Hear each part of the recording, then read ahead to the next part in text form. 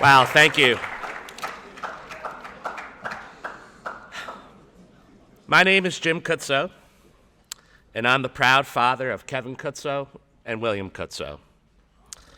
Kevin was a 17-year-old junior at Ward, and he took his life on February 4th, 2021.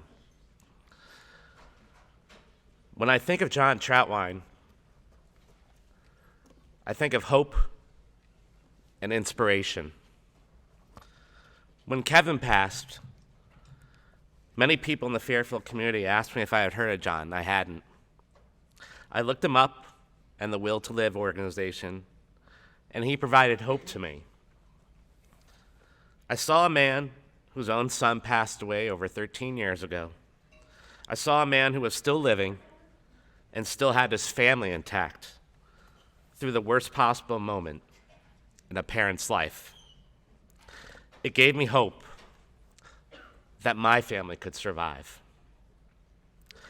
John inspired me by honoring the memory of his son while creating awareness of mental health and breaking the stigma that is associated with it.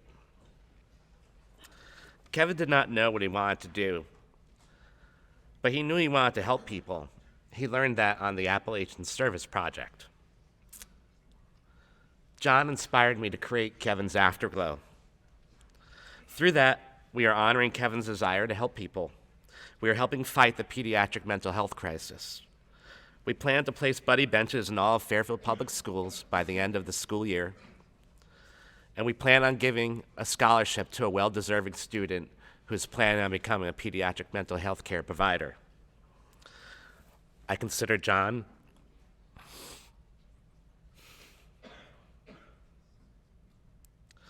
a mentor and use many of his concepts when I speak before audiences just like you.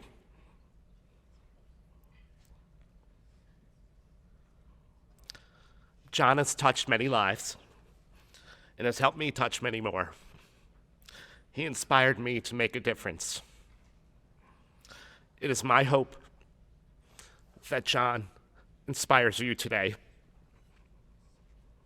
I hope it inspires you to do something kind. Be the change you want to be, and you can make a difference in someone's life. It is my honor to introduce John Trautwein. I love you, Todd. Hang in there, bud. Proud of you. Thank you very much, Jim. Do I need to raise this? Can you guys hear me okay? So it's my honor to be here. It's my honor to get to see my friend Jim again. And he's inspiring me.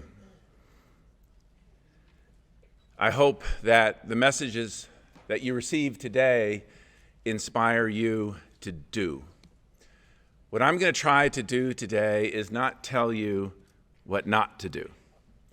I'm going to challenge you to do some things. I'm going to challenge you to approach Thanksgiving and approach the rest of this school year, approach the holidays, approach next year, approach the challenges that you face over these next couple years. I know I'm talking to the juniors and seniors. I want you to approach them in a different way. I want you to approach them in a way that inspires you and inspires those around you. That's the goal today.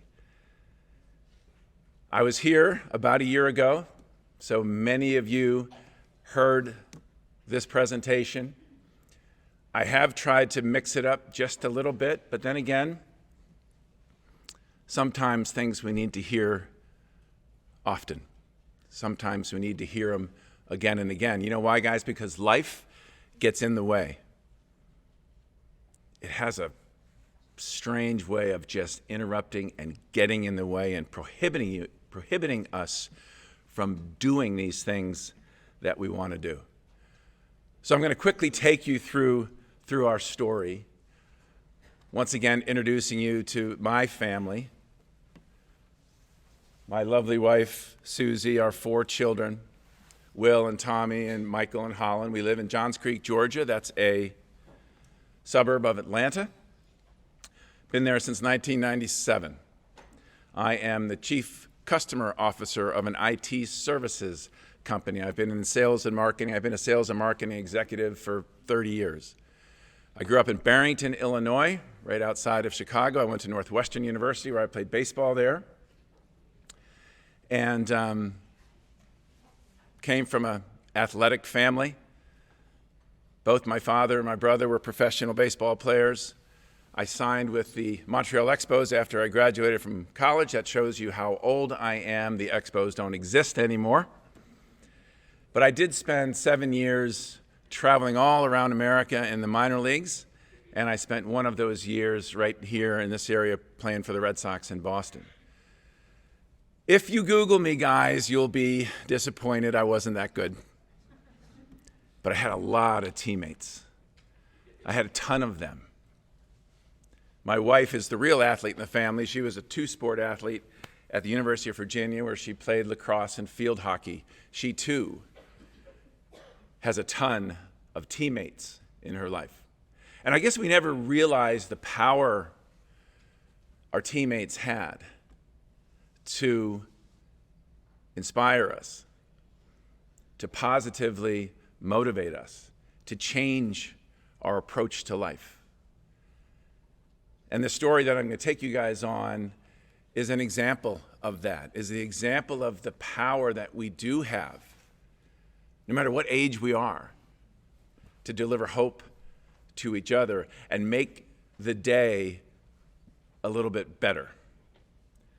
And really that's my goal here, is to make the day a little bit better and to give you guys some tools and some ammunition to make each of your days a little bit better. And I challenge you all to think about the relationships in your life, because it is my opinion that God's greatest gift to me is the relationships in my life and the power these relationships have to make our days a little bit better. Happy, healthy, successful family. I always say this, loving home. My wife is nuts about me. I'm nuts about her. People in our neighborhood would tell you that the Trautweins were living the dream until October 15th, 2010, when it ended. Our oldest son, Will, who was a freshman in high school at the time, took his life. As you can see, big, strong, healthy, talented, happy, successful, had an army of friends, and it was so much fun to see Will with his friends. He was even known as the leader of his friends. And maybe his best trait was that he truly rejoiced in the success of his friends. And what was interesting about Will, and I want you guys to really think about this, is how he defined his friends. I was his friend. His brothers and sister were his friends. His mother, his grandparents were his friends. It wasn't just his teammates. He had a unique ability to understand that teammates are everywhere in our life. And when we lost him, his teammates were really devastated. And I remember thinking, what can I do? What can I do to get this dream back, to carry Will's light? Just like Jim's carrying Kevin's light, to put it in a positive way, to inspire you guys to do things that improve your lives and improve your day. And I remember that week when Will died, people came out of the woodwork talking to me about mental illness in their lives. It's everywhere, guys. It's everywhere. Depression is everywhere. I didn't know that. I was uneducated about it. I was unaware of it. And as a result of it, I was a parent that was blind to it. I didn't know that 1 in 5 of you suffer from it. I didn't know that 1 in 5 of the people in my life suffer from it. I didn't know that my employees, 1 in 5 of them, have it. I thought it was a character flaw. I thought it was a choice. I thought it was something I could talk people out of because I'm a good speaker. I'm a good salesman. I didn't know it was maskable. I didn't know it could be easily hidden. I didn't know it was a physical issue. I wish I did know that. I didn't know that 1 in 5 suffer from it. I didn't know that every 2 hours in America, a teenager loses the will to live. I didn't know any of that. Had I known, maybe I would have done some things just a little bit differently.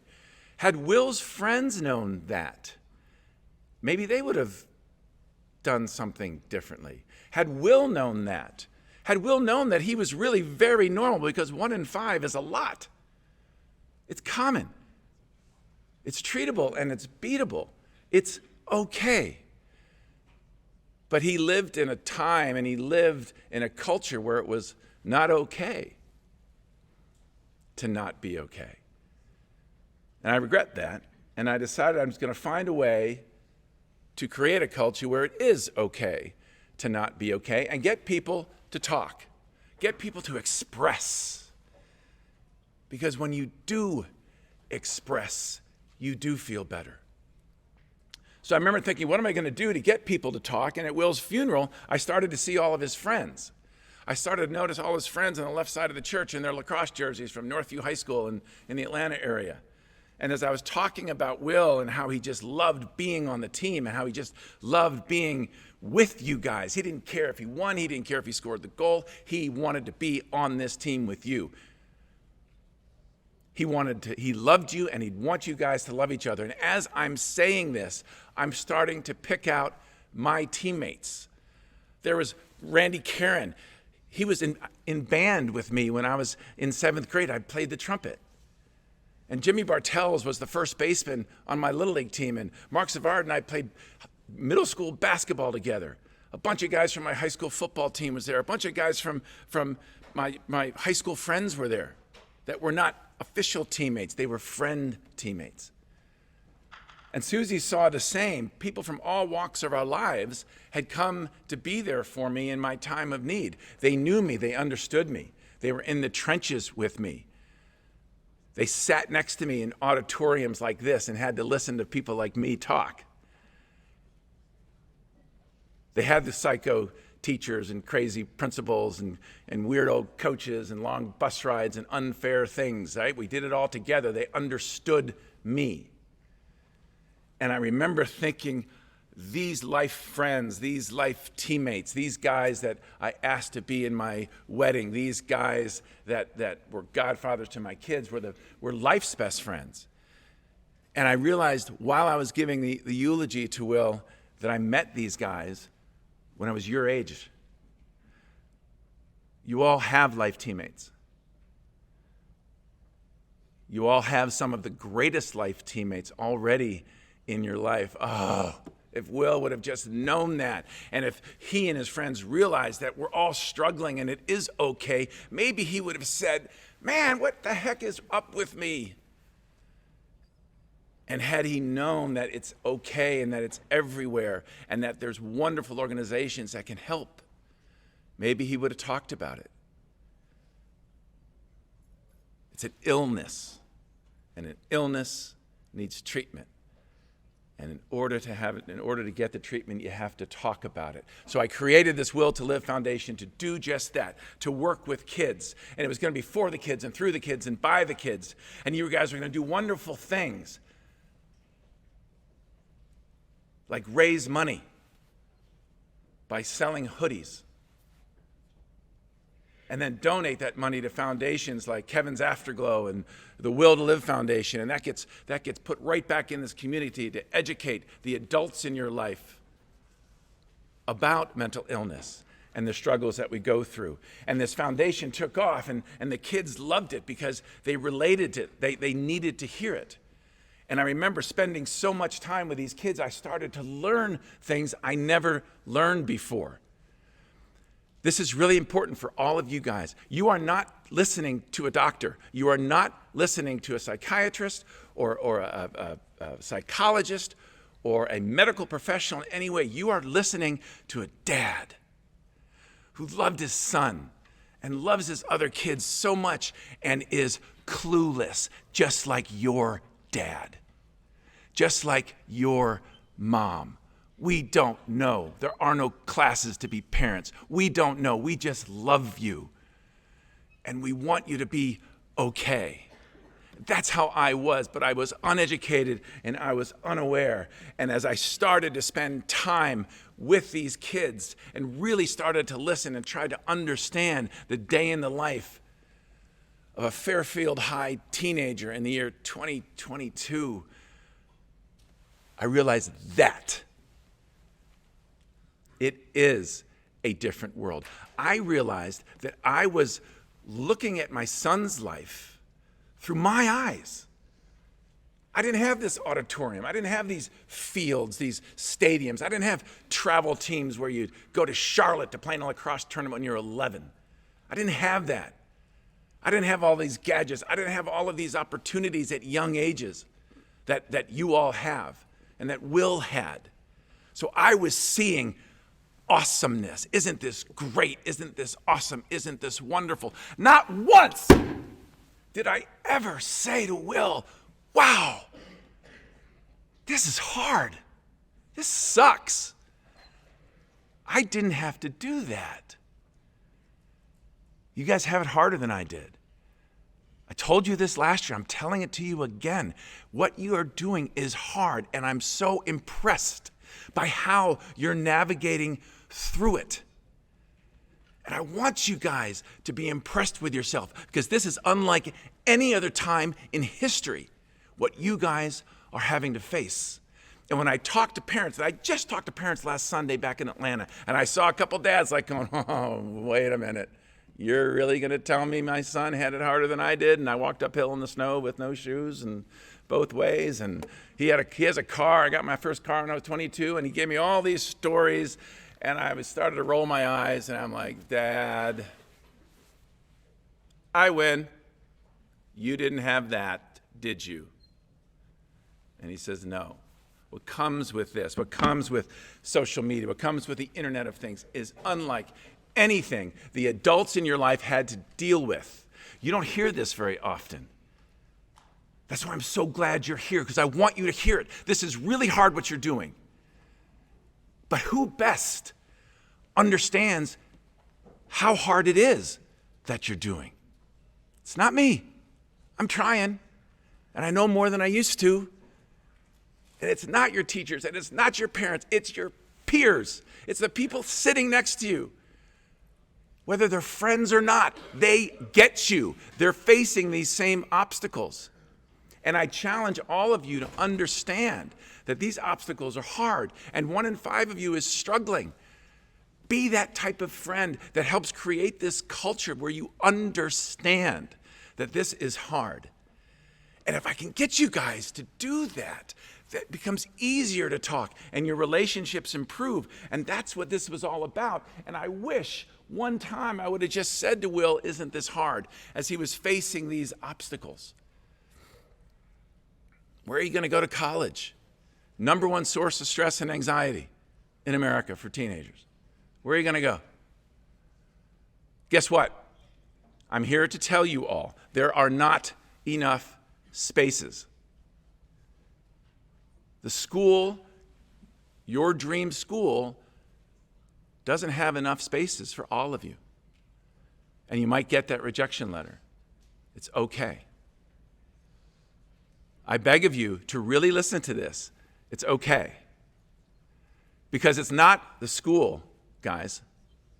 It's you. I interview people every year. Not one time did I ask what they got in English their sophomore year at Fairfield Ward. Not one time have I asked them what they got on the SAT or ACT. Not one time have I ever asked, nor has anybody ever asked me what my grade point average was.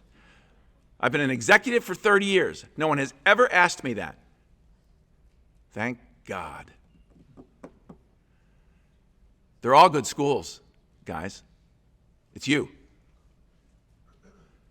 Every boss that I ever had did not go to a school with the academic credentials of Northwestern University. Their schools were not as good as my school, but they're my boss because it's not the school. It's the individual. When you guys go to the interview, yep, you might have a paper that says where that degree's from. You might not even have a degree. What they're going to say, they're going to look at you, they're going to interview you, they're going to ask you crazy questions, they're going to check your eye contact. How did you ask when you got asked a crazy questions? What's your body language like? How did you shake my hand? Did you look me in the eye when you talk? What's your sense of ownership? How good of a team player are you? Because if you're not a good team player, you're going to struggle. And I hope, guys, when you do write your college essays and you do have interviews and they ask you what you like most about yourself, you say, I love being on a team.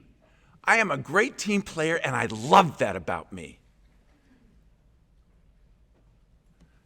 That means relationships. That means you honor relationships, you respect them, and you maximize them. And that's what I'm trying to get you guys to do here. It's the relationships that can really drive your happiness and can really drive you, because no matter what school you go to, you can enjoy it and you can be successful with it. And I think of these other things, and I think of the athletic side of things, and you heard me say I pitched for the Red Sox. I wouldn't make your high school baseball team this year. I just wouldn't. Because when I was 10, I was a dork, and I wouldn't have made the travel team, so I would have had to pick a new sport. But back in 1972, there were no travel teams, and the world was patient, and I got to grow, and I got to continue playing my dream. It's different now, and I never thought of that. And then when I think of the social aspect of everything, when I think of this, and I think what happens when we make mistakes today. I always tell the story, when I was 15, my girlfriend, 2 days before homecoming, after I had just bought a suit, dumped me. And she so regrets that. But guess what? Nobody tweeted it. It wasn't on Snapchat or Instagram. My Facebook relationship didn't change. When I talk to the parents, I talk to the teachers, these kids, teachers, they wake up today knowing that if they fumble, if they make a mistake, everybody they have ever known has the potential to know about it by lunch. That's a whole different world than the adults in your life went through. And it's hard. But understand you have people sitting next to you that really do get you and really do understand that. This year, on February 4th, the anniversary, this year on February 4th just so happens to be the 13th running of the Where There's a Will, There's a Way 5K. So we'll be dedicating that to Kevin. It's our biggest event. Last year we raised $225,000 on that event, run by high school kids. Think of the power you all have.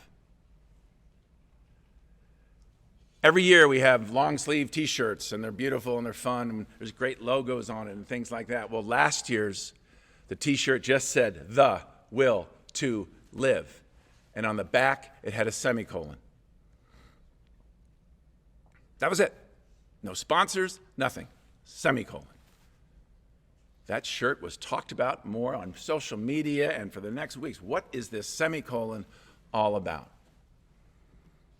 Sometimes we don't need to end the sentence.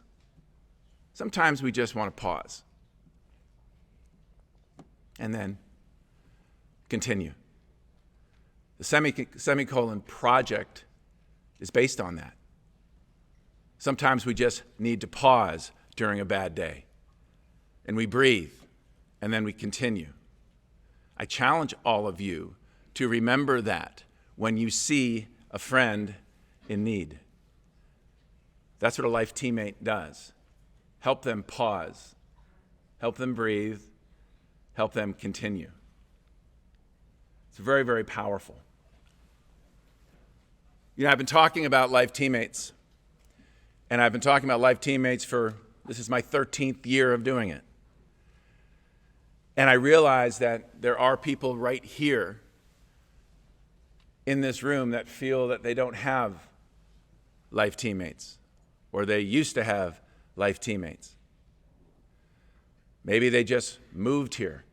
Maybe they're just alone. Maybe they've been bullied, whether it be by life, society, or classmates. Do you know of people who are on a team of one? You do. You also know people that are teammates of yours that believe they are on a team of one. That was Will, one of the more popular kids in his class, leader of his lacrosse team, was on a team of one in his mind. He never expressed that. He never talked that. He didn't live in a time where the culture was, I want to talk about it. There are people in your lives that believe they're on a team of one, that might not realize the life teammates that they have. Remember, I talked about how Will had this great understanding of what a teammate was. It can be your dad. It can be your mom. The teammate sitting next to you that's a peer is the one that understands you the most. There are people here that feel like they're not understood, and I challenge you guys to be that type of friend that's on the lookout for that. Because if you are that, you will feel better. The power of helping, the power of giving should never be underestimated. And that's really what the foundation is trying to push, because there are lonely people in a crowd. So be that sort of friend that's looking for them. Because guess what? It's very, very common. If you do feel like you're on a team of one, know that you're one of millions and not one in a million. And there are teammates in your life. And sometimes the best way to understand that or to deal with that is to express. When the pandemic hit, I couldn't do this. This is my passion. This is something that I'm good at. This is something that I love to do. This is my therapy. This helps me. And for a year, I couldn't do it. And I was getting into a funk. I was letting the depression sit in.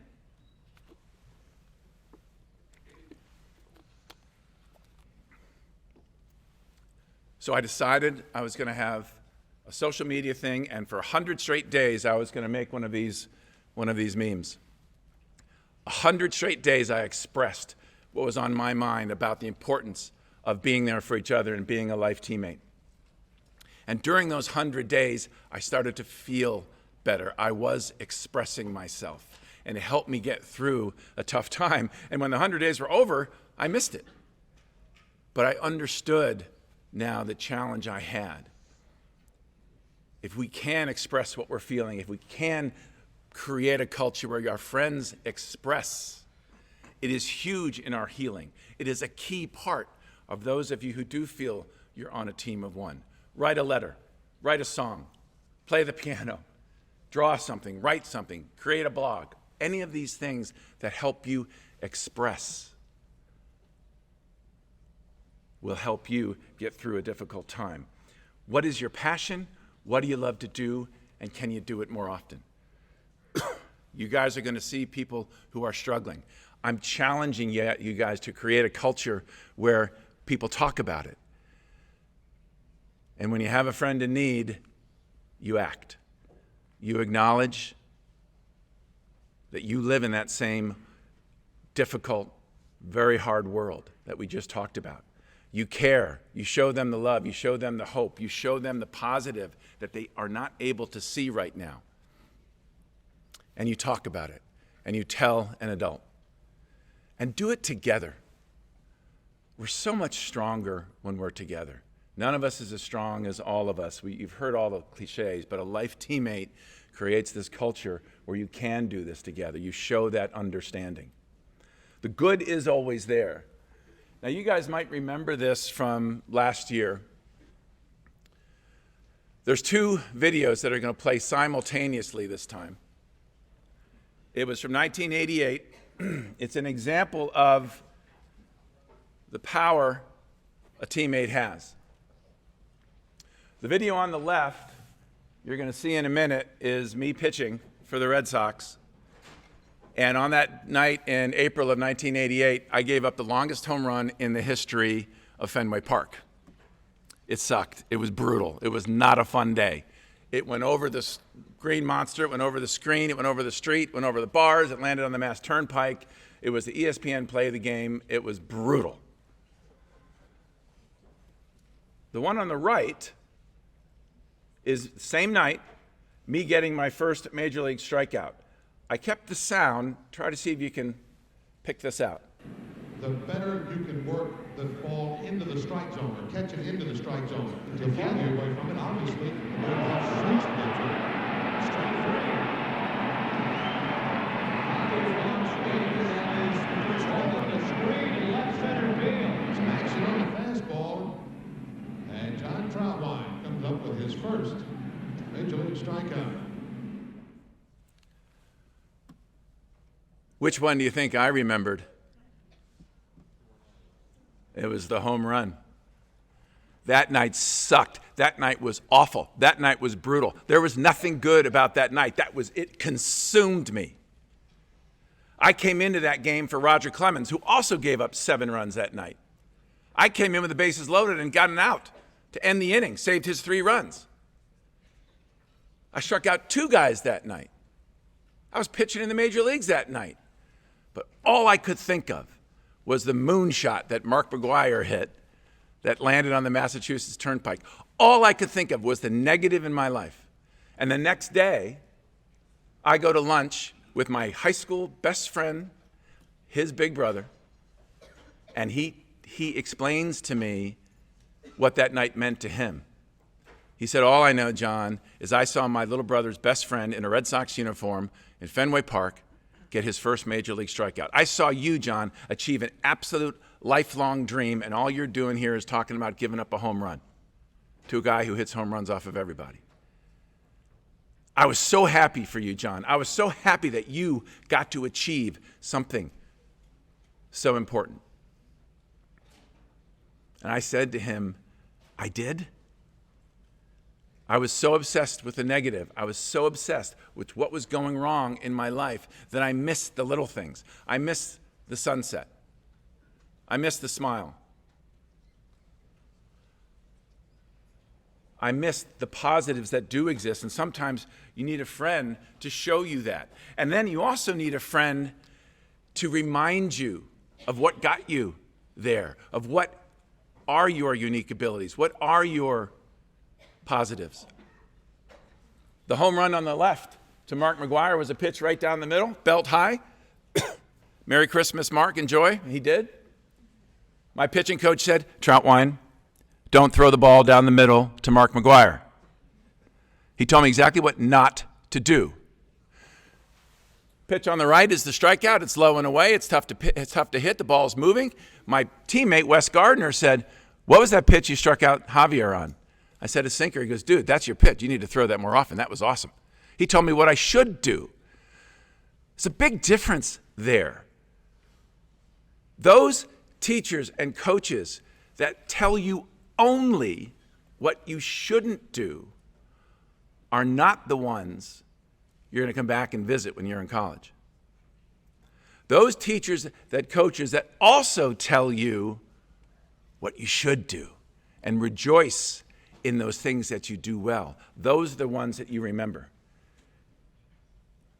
Learning from your mistakes, yep, you got to do it. But what is it that you do well, and can you do it more often? What is it that you do well, and what is it that you love to do? What's your major going to be? What's your summer job going to be? Think this through. And if you guys don't understand what it is that you do well, ask your friends and really listen to their answer, because they will help you. I learned that night. I didn't learn from the home run. I learned from the strikeout. I started doing things differently. Very, very interesting approach to this. And I think that's what's so important. It also made me recognize the little positives that did exist in my life. 3 A's and a B and a C is a really good student. Yep. Let's try to figure out what's happening in the class I'm getting A's that is not happening when I get a C. And when I talk to you parents and teachers, I look at that coach on the right. What's he saying? I think he's saying, hey, nice job. Really proud of you. By the way, you look good. Let's go to dinner tonight. That face was given to me thousands of times by my coaches. But those coaches that get Christmas cards from me, they gave me that face not only when I messed up, but also when I did something well. They were motivated. They were pumped by it. Trautwein, great job. And I could see that they cared about me. I could see that they were rejoicing in my success. And those were the guys that I would run through the wall for. Those were the teachers that I came back to see over Thanksgiving when I was in college. Positive passion. What is it that I love to do? Can I do it more often? Talk to your friend today. Ask him what he thinks your positive passion should be. You know, when I think of what we're trying to do here today, it's in a lot of ways, it is a reaction. I'm up here doing something as a result of a tragedy in my life. Jim and his family are doing the same. And someone said to me, 1090, Trout, 1090. 10% of life is what happens to you, 90% is what you choose to do with it, what you choose to make of it, how you choose to react to it. I challenge you guys, remember it does say 1090. It's not 199. Give yourself that 10. It's okay to not be okay, and I think that was so helpful to me. What Jim did today was hard for him. I spoke to my son's high school last week. It was hard. But I knew it was something good, and I knew it was something that Will would want me to do. Will would want me to be up here telling you guys to love each other and be there for each other. Just like Kevin, who's probably sitting next to Will right now saying, check out our dads. And I think that's just so important. I'm trying to improve your day. Simple as that. And you have the ability to do it, and you have the ability to help each other. And when I talk to your parents, I try to ask, how are you communicating? And I said, you know, because I do this all the time, I said to parents, don't ask them how their day was. They were in school, their day sucked. Ask them something else. Ask them what pissed them off today. Ask them who motivated you today. Ask them, do you have any friends in need? Do you know anybody who's on a team of one? Why don't we get your guys together and see if we can't do something for Kevin's Afterglow? Have those kind of conversations. That's much more fun than, how'd you do on the test? What did the coach say? What kind of homework you got? Real conversations. Ask your parents about their wedding party. Ask your parents about their bridesmaids and their groomsmen and how old they were when they met them and why. And do they keep in touch with them today? Because I'm sure they'd love to hear from them. I am here because two of my best buddies from 30 years ago, 35 years ago, brought me here, that live here in this town. The power of teammates should never be underestimated. I'm trying hard to understand you guys. And I think I've made great progress with it. I don't think my son Will ever said that Dad gets me. I think he said Dad loves me. I think he said Dad's a good guy. I don't think he said Dad understands me, because I didn't. I like to think that his brothers Tommy and Michael and his sister Holland do say that I have a clue now. Help your parents get a clue. Help your relationship with your parents by giving them that clue. Life is hard, man, and sometimes you need your friends to help you get through it. Remember, nobody loves you like your parents. Nobody understands you like your pals. The relationships in your life, that's the whole key here. Who are those people in your life that you want to make sure you're on their list if they are struggling? Who are those people in your life that you want to make sure they call you when something great does happen? I challenge you all to leave today with a goal of making sure that this holiday season your friends know that you love them. Because guess what? They're struggling. 1 in 5 of your friends is struggling, and it's okay. Because it's a mess out there. I'm just turned 60. I've just become an empty nester. I'm a mess. I look in the mirror and I'm expecting to see a 40-year-old and I'm seeing a 60-year-old. I'm a mess. Who best understands that? My 23-year-old son? Absolutely not. My other buddy who's about to turn 60 and soon becoming an empty nester, he gets it, and we can talk about it. Take advantage of these relationships that you have and these teammates that you do have in your life. It's just so important. If I can get you all to say I love you, I can get you guys to create this culture where it is easier to talk about it. So as I do every year, we're going to end this show today by me asking all of you that in honor of the friends and teammates and loved ones in your life today, I want you to turn to the person next to you and say, I love you, man. Let's see it.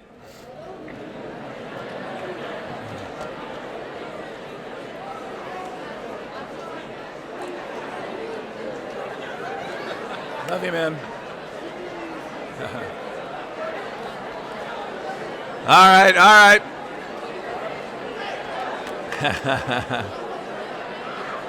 Stop. Yo!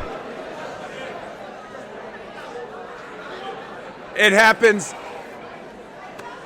All right, guys. It happens every time. Every single time I ask you guys to do this happens. All I said was turn to the person next to you and say, love you, man. You guys are hugging each other. Everybody's getting excited. This whole room just lit up for 2 minutes. That's the power of it. Do that a few times a day, guys, because you're not doing it now. I'm pretty sure of it. Life is getting in the way of these little things. Do not let it. Do not let life get in the way of your friends from doing things like this. When you do this, guys, you're giving, and when you're giving, you feel better, and these problems in your life dissipate just a little bit, and your day gets a little bit better. And I challenge you guys to remember that as you go forward, because this is tough what you're doing, but together it can be great. And that's the message of Will to Live, and that's the message of Life Teammates. That's the message of Kevin's Afterglow, and that's the message of this school. And I so applaud the Fairfield community for bringing me back every year to reiterate this message so that life doesn't get in the way of being that great teammate. So thank you all very, very much. I wish you just a wonderful Thanksgiving. Drop a love you, man, at the Thanksgiving table tonight. Thank you.